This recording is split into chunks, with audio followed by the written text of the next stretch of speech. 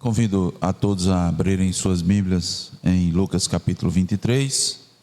Nós vamos fazer a leitura do versículo 13 até o versículo 25. Enquanto os irmãos vão abrindo as suas Bíblias, eu vou dar o título do estudo, que é A Injusta Condenação do Justo. A injusta condenação do justo. O justo com letra maiúscula. Diz a palavra de Deus, irmãos. Então, reunindo Pilatos, os principais sacerdotes, as autoridades e o povo, disse-lhes: apresentastes-me este homem como agitador do povo. Preste bem atenção, dos irmãos, à acusação, porque nós estamos diante de um processo de julgamento, diante de um tribunal, tá? Então houve uma acusação, tem um réu, a acusação se porta como testemunha, tem um juiz. Então a acusação é agitador do povo. Continuando. Mas, tendo-o interrogado na vossa presença, nada verifiquei contra ele dos crimes de que o acusais. Nem tampouco Herodes, pois nulo tornou a enviar. É, pois, claro que nada contra ele se verificou digno de morte. Portanto, após castigá-lo, soltá-lo-ei. E era-lhe forçoso soltar-lhes um detento por ocasião da festa. Toda a multidão, porém, gritava: fora com este, solta-nos Barrabás. Barrabás estava no cárcere por causa de uma sedição na cidade e também por homicídio. Desejando Pilatos soltar a Jesus, insistiu ainda. Eles, porém, mais gritavam: crucifica-o, crucifica-o. Então, pela terceira vez, lhes perguntou: que mal este fez? Ou que mal fez este? De fato, nada achei contra ele para condená-lo à morte, portanto, depois de o castigar, soltá-lo-ei. Mas eles estavam com grandes gritos, pedindo que fosse crucificado. E o seu clamor prevaleceu. Então, Pilatos decidiu atender-lhes o pedido. Soltou aquele que estava encarcerado por causa da sedição e do homicídio, a quem eles pediam, e, quanto a Jesus, entregou-o à vontade deles. Amém. Oremos.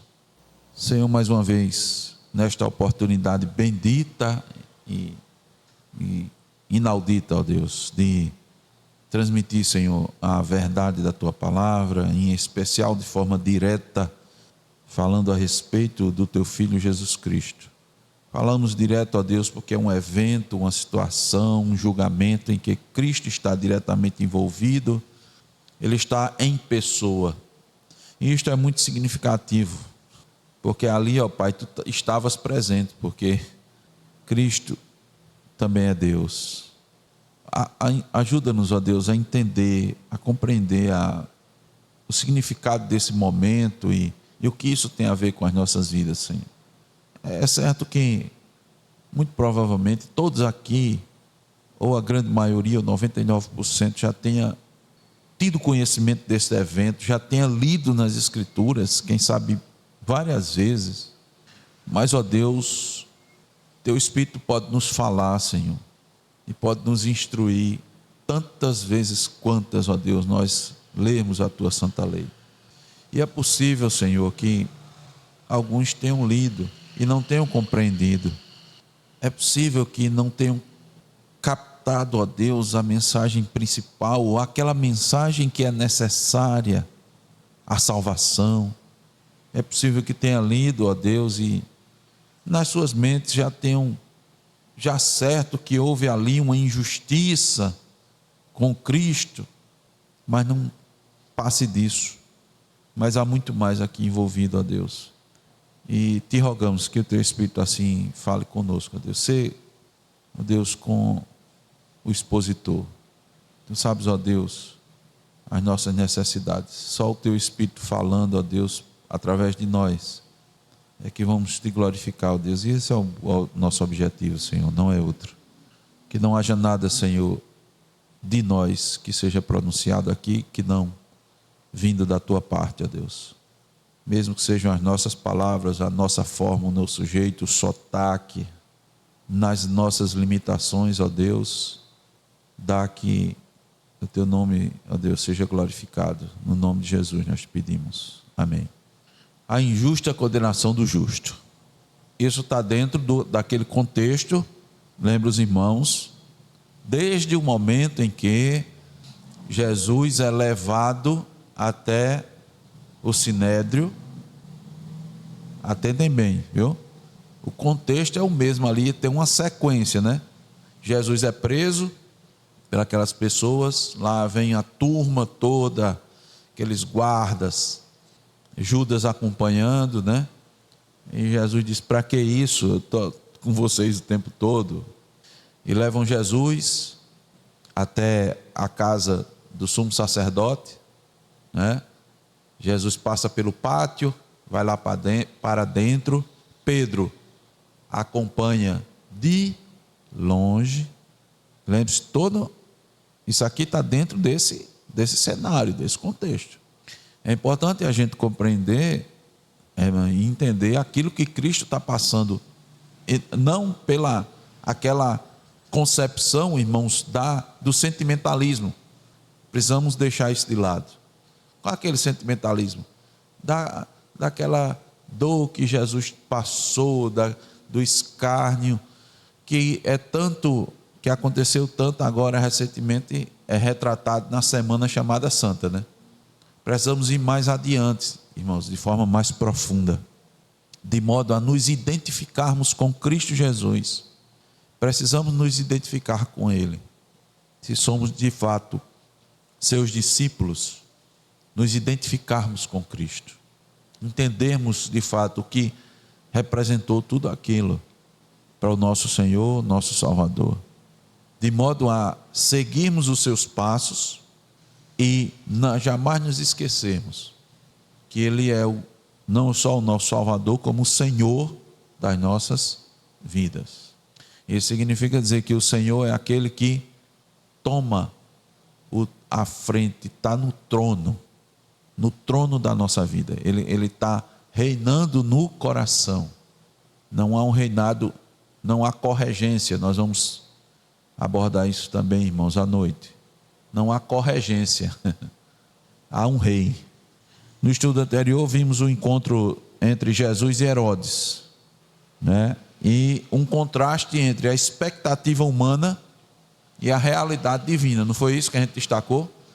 Porque Herodes tinha uma expectativa. Os irmãos lembram por que havia essa expectativa em Herodes? Vamos lembrar um pouquinho do estudo anterior rapidamente. Por que havia essa expectativa em Herodes? O que trazia, que fatores levavam a Herodes a estar com aquela expectativa para estar diante de Jesus? Vamos lá, cada um diz um só, não precisa dizer todos não. Hein?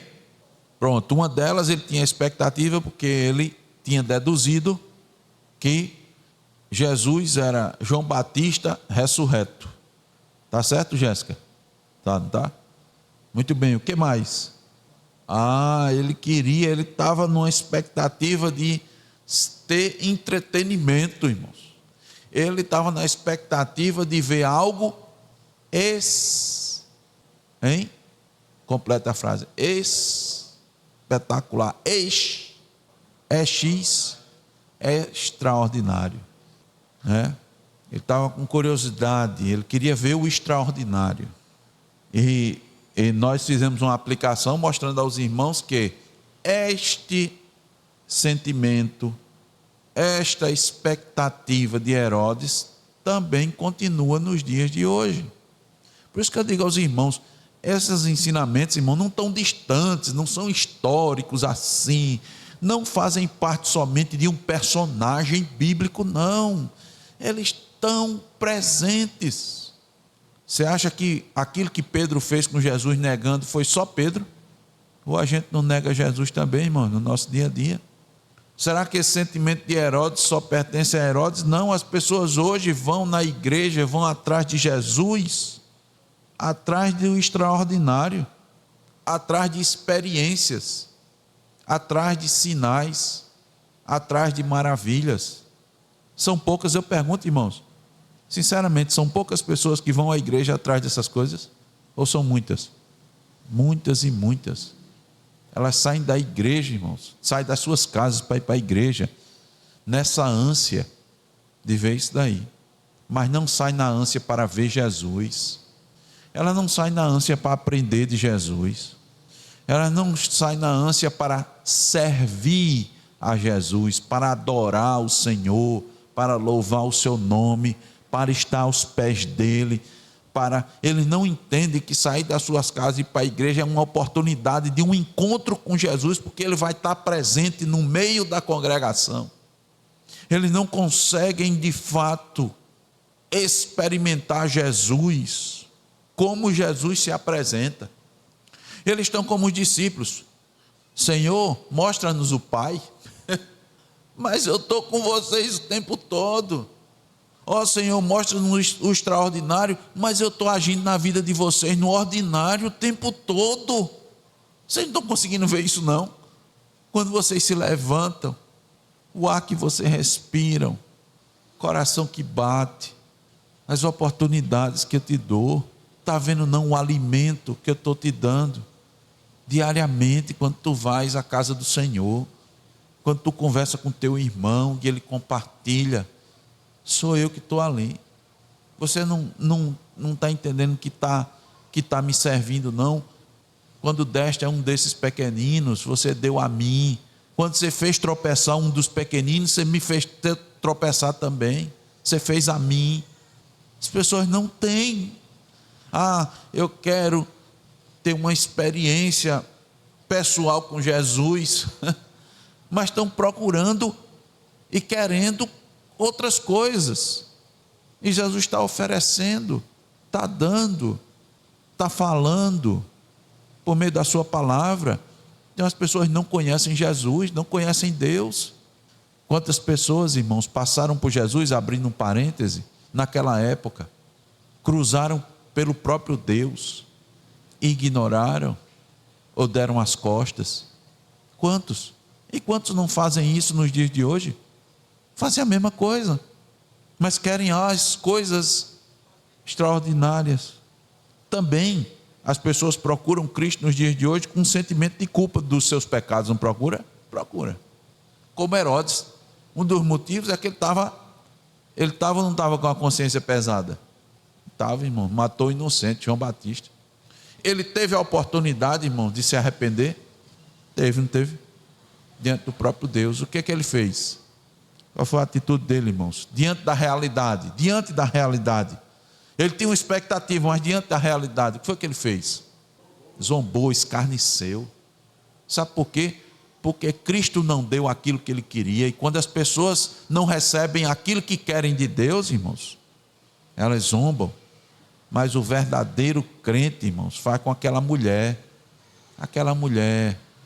quando Jesus disse, não é bom dar a comida das pessoas para dar para os cachorrinhos, ela disse, mas eu como das migalhas que caí.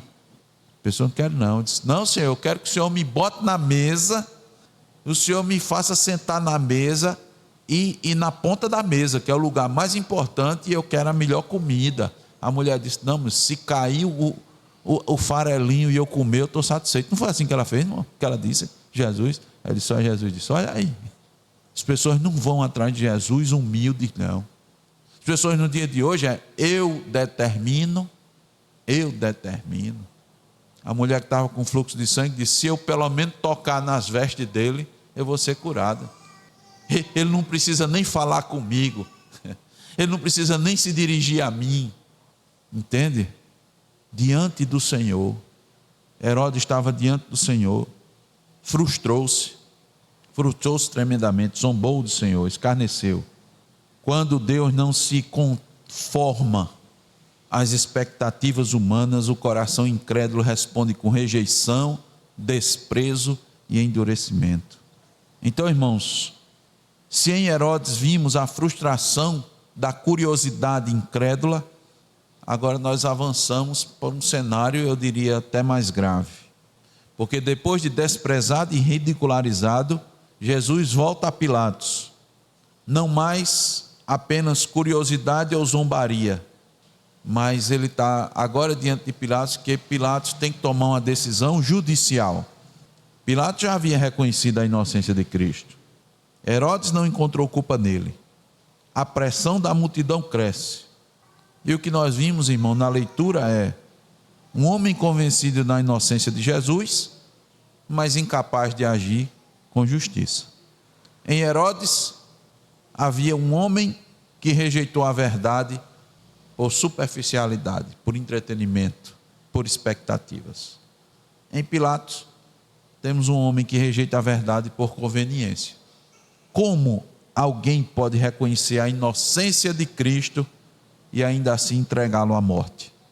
Preste bem atenção, olhem, principalmente os mais jovens, as crianças.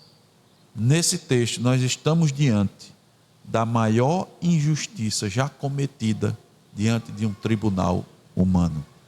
A maior injustiça já cometida, e nenhuma outra injustiça maior vai ter sido cometida do que essa que foi num tribunal humano.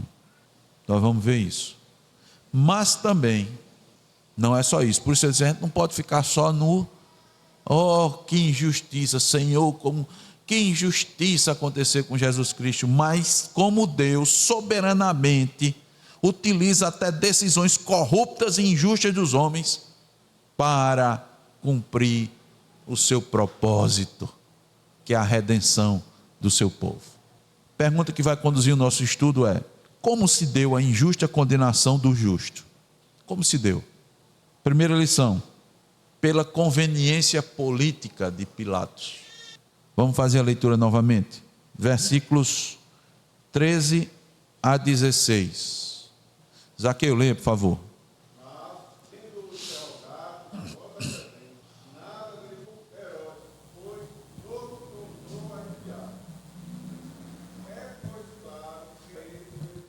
Muito bem. Ao receber Jesus de volta de Herodes, Pilatos convoca os principais sacerdotes, as autoridades e o povo e estabelece ali mais uma vez um cenário formal de julgamento, não é? Mas sabe o que é interessante? Algo chama a atenção. Ele vai para um julgamento, mas o veredito já está claro, antes mesmo da sentença. Bom, se bem que está acontecendo uns julgamentos aqui no Brasil, que a gente já sabe o final, né? Mas esse daqui, ele é bem claro, porque dentro, ele já explicou, disse: olha, eu já ouvi vocês, né? E Jesus já foi diante de Herodes e eu vou soltá-lo. A sentença já está dada. Não achei crime nenhum nesse nome. Estou reunindo vocês aqui e eu já vou dizer logo a sentença. Porque nem eu, nem mesmo Herodes encontramos nada que fosse digno de morte. Então aqui, irmãos, estamos diante de uma dupla absolvição pelas instâncias competentes. Não é? Houve um apelo, não que formalmente Herodes fosse o Superior Tribunal de Justiça, normalmente é a quem se apela, né, Zaqueu? Mandou para lá, não foi? Desceu. Então, uma dupla absolvição. Não há qualquer dúvida, irmãos, quanto à inocência de Cristo, para qualquer leigo, para qualquer pessoa que estivesse ali acompanhando, ia dizer: ué, o que é que tem contra esse homem? Mas mesmo assim, irmãos, Pilatos não o liberta. É um juiz, irmãos, sem integridade. Era para esse caso ter sido encerrado imediatamente. E era para Pilatos ter protegido Jesus da fúria dos acusadores. Mas ao invés disso, ele age como um homem sem firmeza moral, temendo tanto o povo, quanto principalmente possíveis consequências políticas. Ele reconhece a verdade, mas não se submete à verdade. Então aqui, irmãos, é porque Pilatos não erra por ignorância, mas erra por covardia. Vou tocar nesse assunto de novo, Ramon, só dar uma pincelada aí, que é importante isso aí. Mas veja, eu lembro para os irmãos uma coisa importante. No caso de Herodes, só o Evangelho de Lucas relata, não é, Herodes perante Jesus, como a gente como a gente citou, né? Jesus perante Herodes, só Lucas. Mas aqui, irmãos, diante de Pilatos, todos os evangelhos têm relato.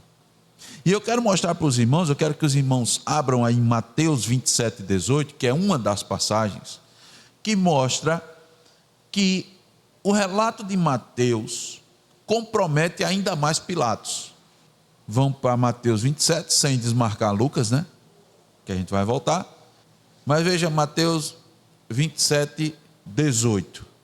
Vamos, Abraão, leia aí bem, bem forte. Olha só. Além de saber, diante de tudo, que saber assim, descobrir que chegar à conclusão que Jesus era inocente, ele ainda sabia a motivação das acusações. A Bíblia diz que ele sabia. Esse pessoal está acusando Jesus, não é por nenhum crime, não é por nenhum problema, é por inveja. Isso não piora, Aline, a situação de Pilatos? E vai piorar ainda mais, sabe por quê? Leia o 19, Abraão. Olha só, é interessante, né? A mulher disse a ele: não te envolvas com esse justo. Os irmãos lembram outra situação que uma mulher também deu um recado para o marido? Não. Você lembra de uma situação que era um caso de julgamento também? Vamos lá. Não. Mordecai. Lembra da mulher de Amã? Não lembrava não. Mas não tem a relação, irmãos? Olhe, se isso aconteceu, se o que você está me dizendo aconteceu, meu amigo, a coisa está muito ruim para o seu lado, viu? A esposa dele disse: tu saiu puxando um cavalo, Mordecai em cima, ou Mardoqueu, e tu dizendo: assim se fará a quem o rei deseja honrar. Pois, meu amigo, você já caiu, já começou a cair diante desse homem. Não se meta, Pilatos. Veja, como é que a mulher de Pilatos classifica Jesus? Justo. Pilatos, irmãos, estava cercado de todos os lados de razões para não condenar Jesus. Teve mulher que deu conselho errado também ao homem, né? A mulher de Jó disse: amaldiçoa esse teu Deus e morre. Ele disse: não, faça isso não. Pilatos, irmãos, tentou conciliar justiça com conveniência. Isso nunca dá certo, irmãos. Nunca dá certo conciliar justiça com conveniência. Aí ele fez isso, propôs uma solução intermediária. Eu vou fazer o seguinte: eu vou castigar Jesus e depois vou soltá-lo. Castigar por quê? Amenizar a coisa. Eu vou satisfazer os judeus castigando, mas eu não, né? Eu não vou matá-lo, não vou fazer mais nada com ele. Só que isso, irmão, revela uma contradição. Se o homem é inocente, por que você vai punir? Como é que você vai ainda trazer algum tipo de punição contra alguém que é inocente? Que ele disse que eu não encontrei problema nenhum, mas eu vou bater nele, eu vou castigar ele, eu vou dar uma pena para ele. Irmãos, conciliar justiça com conveniência não bate, irmãos. Essa proposta não nasce de justiça, mas de um esforço de agradar os judeus, dando uma aparência de culpa, porque quando perguntasse, o povo ia dizer: olha, mas ele foi castigado, viu? Aí vamos dar uma satisfaçãozinha aí. Aqui, irmãos, tem um princípio perigoso. Quando a verdade é negociada, a justiça é abandonada. Pode ter isso como certeza. Quando a verdade é negociada, a justiça é abandonada. Diga, irmão.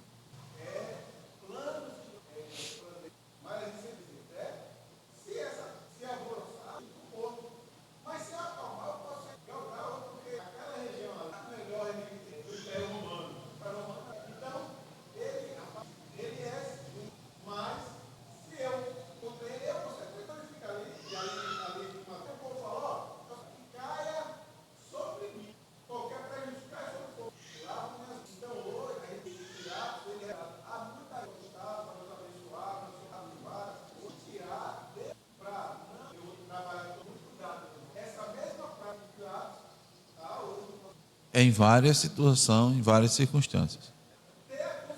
Perfeitamente.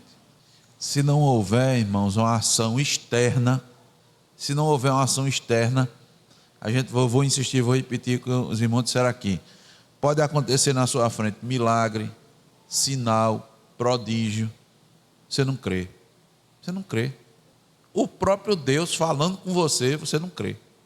E só destacando, Ramon, Jesus falou com Pilatos até determinado ponto. Depois ele também se silenciou. Depois ele também calou. Ele não ficou falando, respondendo, não. Uma hora depois ele silenciou. E aí é onde exatamente no silêncio de Jesus que Pilatos mais treme. Aí ele se angustiou e começou a querer soltar Jesus de todo jeito. Mas, irmãos, se rendeu à pressão. Se rendeu às circunstâncias. Não, aí ele se livrou. Ele disse, não, o povo disse, pode botar a culpa na gente, porque ele disse, eu lavo minhas mãos, né? O povo disse, não caia sobre nós o sangue dele. Olha a loucura do povo. Irmãos, a pressão cresce e Pilatos cede. Olha, acompanha aí, vamos lá. Wendel, leia aí, por favor, o versículo 20 até o versículo 23. Isso, Lucas 23, do 20 ao 23. Olha só, irmãos.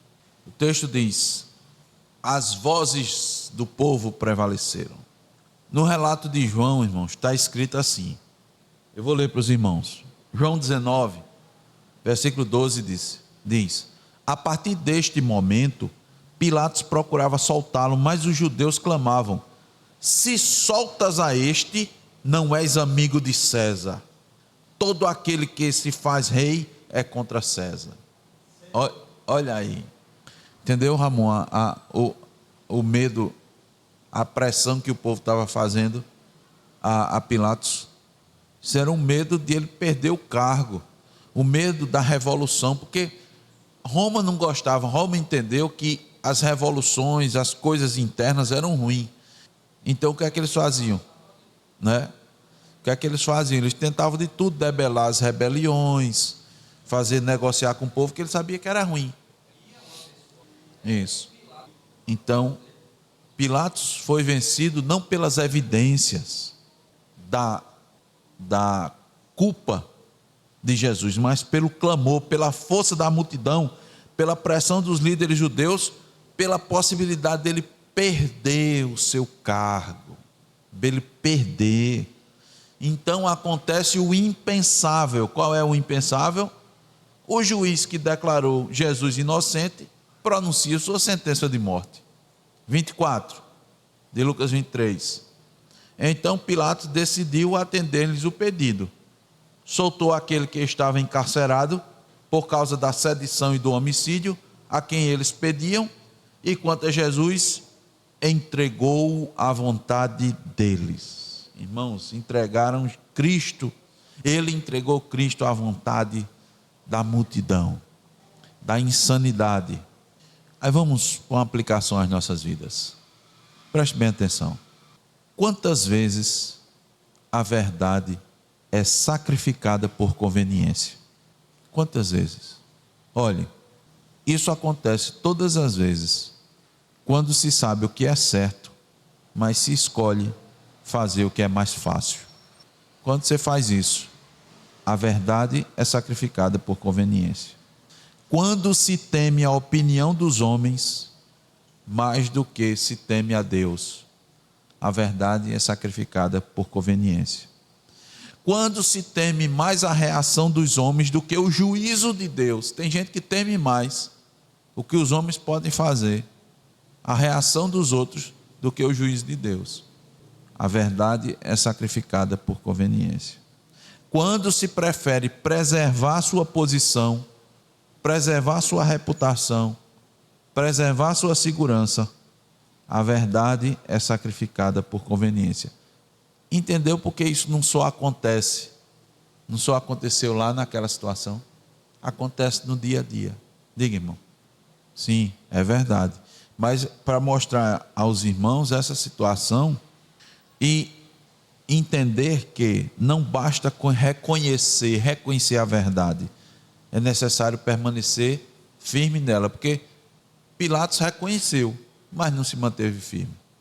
Então veja, irmãos, que aquilo que nós dissemos anteriormente, isso acontece conosco. Quer ver? é só ter uma pressão. É só vir uma pressão. Que é só uma pressão, irmão, são as circunstâncias. Só olha, eu quero, Deus mesmo coloca as situações. Nós vamos concluir, irmãos, com essa aplicação, e nós vamos deixar a conclusão, que é o segundo passo, a segunda lição, eu vou dar para os irmãos já irem na expectativa. Com a graça de Deus a gente termina na próxima semana. Mas preste bem atenção, aqui pegando o gancho e fazendo a aplicação aqui final. Você quer testar a fé, a profissão de fé? Pode ter certeza, Deus vai mandar situações de pressão, para fazer pressãozinha, uma pressãozinha na sua vida. Aí você vai ver como você reage. Aí vamos ver se você teme mais a opinião dos homens do que teme o juízo de Deus. Porque Deus sabe onde fazer pressão. Os judeus sabiam onde fazer pressão. Em Pilatos, sabia ou não sabia? Pronto. As circunstâncias vão vir também, para você se posicionar, para você se colocar. E Deus vai colocar você para você se posicionar diante exatamente daquelas pessoas que têm importância para você. Pode ser seu pai, seu filho, seu esposo, sua esposa, seu patrão, seu marido. Pode ser pode ser o cargo que você tanto queria. Você vai honrar a Deus? Você vai temer a Deus? Ou você vai ceder para ficar com esse cargo? O que você vai fazer? O emprego. Irmãos, o aperto vem, é no aperto. O que isso quer dizer? Você está orando, você está pedindo a Deus, a igreja está orando, e vem a oportunidade, preste bem atenção essa palavra, a oportunidade do emprego. Mas esse emprego pode lhe afastar mais de Deus, por várias circunstâncias. Eu não vou trazer aqui, mas pode lhe afastar de Deus. Mas eu estou precisando. Mas olha, isso daqui parece ser uma bênção, mas pode se tornar uma maldição. Isso vai lhe afastar mais de Deus, da igreja, da comunhão. O que é que você vai escolher? Mas a gente está precisando. O que é que você vai escolher? A pressão vai ser nesse jeito, irmão. Não vai ser uma coisa fácil de decidir, não. Se for fácil, não é pressão. Você vai confiar em Deus e vai dizer: Senhor, nós precisamos, mas isso vai me afastar de Ti, Senhor. Isso é um perigo. Olha, isso vai me... Vou dar um exemplo assim, genérico, mas que acontece? Isso vai me botar próximo, eu trabalhando com pessoas ímpias, sabe? Eu vou perder as oportunidades de estar com os irmãos. Às vezes, não é nem no dia do Senhor, mas às vezes também. Qual vai ser a consequência disso? Eu vou me isolar mais. É um perigo isso aqui, olha, isso aqui é um perigo. Irmãos, Deus coloca isso diante da gente. O nome disso se chama prova. Pilatos foi provado. Foi o que ele escolheu. As nossas escolhas. Rapaz, se eu fizer assim, se eu agir conforme a Bíblia está dizendo, eu não vou melhorar no meu emprego. E eu estou precisando, rapaz, dessa promoção. Isso vai fazer uma diferença na minha vida. Tem uma necessidade. Aí vem a fé, irmãos. Senhor, não vou aceitar, porque isso aqui vai me prejudicar. E eu sei que o Senhor pode, de alguma maneira, eu não sei como, compensar isso. Irmãos, o crente deve entender, assim como Cristo foi condenado por interesses humanos, a fidelidade à verdade pode trazer oposição, pressão e até injustiça. Era esse outro ponto que eu queria trazer para os irmãos. Jesus sofreu injustiça. Você se manter fiel à verdade pode trazer oposição, pressão e injustiça para a sua vida. Por isso que a gente lembra os irmãos, o caminho que o cristão trilha é um caminho largo ou é estreito? É estreito, né? Né, Wendel? É lisinho assim, bem pavimentado, lisinho, quase não tem curva. É assim, só reto. É não, irmãos. É assim, é acidentado, sabe? Tem que ter cuidado para não tropeçar, né? Para não tropeçar, para não cair. Tem que ficar atento. A Bíblia diz: fique tranquilo e vá dormir, ou manda você vigiar, manda você orar. Como é? Cristo disse aos discípulos: vigiai e orai para não cair em tentação. E os discípulos com sono. Vigiai e orai. Fique tranquilo, bota uma roupa assim mais confortável, porque como o caminho é difícil, é para botar uma roupa confortável, é para vestir o quê? A armadura, é para você ir armado. De vez em quando em casa, né? É conhecimento aqui de todos os irmãos que Abraão quer ser militar, Gisele sabe disso. Quando Zaqueu sai de casa, sai assim bem confortável, sai nada, irmãos. Bota logo a bota, né? Uma bota pesada, quente, né? Colete, sai sem colete, sai nada sem colete, irmãos. Sai nada. Levezinho, né? Não, pesado, a roupa coberta, irmãos. Paulo viu isso e o Espírito Santo conduziu ele, ele olhou o soldado romano e disse: olha, o crente tem que ser desse jeito, andar com essa armadura, vigiando em todo o tempo, não é assim? É assim. Essa, irmãos, é a realidade do cristianismo daqui, viu? Das Escrituras. Se não fizer, irmãos, você vai ceder, irmãos, à conveniência. Você vai ceder. Você não vai mastigar o livrinho e engolir, não. Porque o Evangelho diz que é boa nova. Isso é boa nova, irmãos. É a melhor notícia que tem no mundo, é o Evangelho. Foi a melhor notícia, a melhor coisa que foi anunciada ao mundo foi o Evangelho, que é a salvação. Mas Cristo disse: tende bom ânimo. Cristo disse: eu vou estar com vocês, né? Eu não vou desamparar vocês, eu vou sustentar vocês, eu vou conduzir vocês, eu vou guiar vocês. Mas antes ele disse: vocês vão ter aflições. Entende? Entende a questão? Olha, está garantido, viu? Ó, ei, tua vitória está garantida. Ô, meu irmão, tá. Agora tu tem que lutar, viu? E é uma batalhazinha. Disse: não, aquele que perseverar até o fim, viu? É lutar a vida inteira, irmãos. A batalha é até a última hora. Não é uma coisinha aqui, não. Ó, tu vai fazer essa missãozinha, né, Zaqueu? Disse: ó, tu vai fazer essa missão, cumprir essa missão, vê se pode ficar tranquilo, vai para a reserva, que tu está garantido. É assim? Não. Mas, meu irmão, a vitória está garantida, está certo. Jesus não vai desamparar a gente, não. Ele vai estar conosco todos os dias, até a consumação dos séculos. Está certo, está garantido, mas tu tem que lutar, tu tem que batalhar, tu tem que vigiar, tu tem que usar armadura, tu tem que se esforçar. Essa é a responsabilidade humana. Não sai da Escritura. Quem crê na soberania de Deus tem que crer na responsabilidade humana.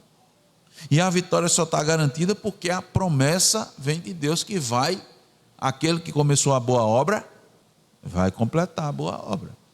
Aí tu vai chegar até o fim por causa do teu esforço? Não, mas tu tem que se esforçar, porque se tu não se esforçar, tu não chega. Mas tu não chega porque só tu se esforça, não, é por causa da ajuda. Está aí, irmãos, as duas realidades juntas.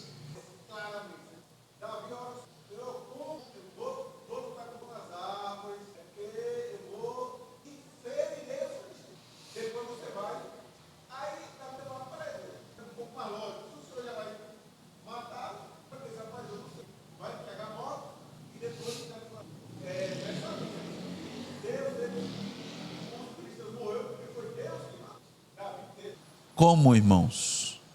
A pergunta que nós fizemos lá no início: como se deu a injusta condenação do justo? Primeiro, pela conveniência política de Pilatos. Nós aprendemos hoje. E em segundo lugar, nós vamos aprender na próxima oportunidade, permitindo Deus, pela rejeição deliberada do povo ao rei. O povo rejeitou deliberadamente o rei. Versículo 18 de Lucas 23 diz: toda a multidão, porém, gritava: fora com este, solta-nos Barrabás.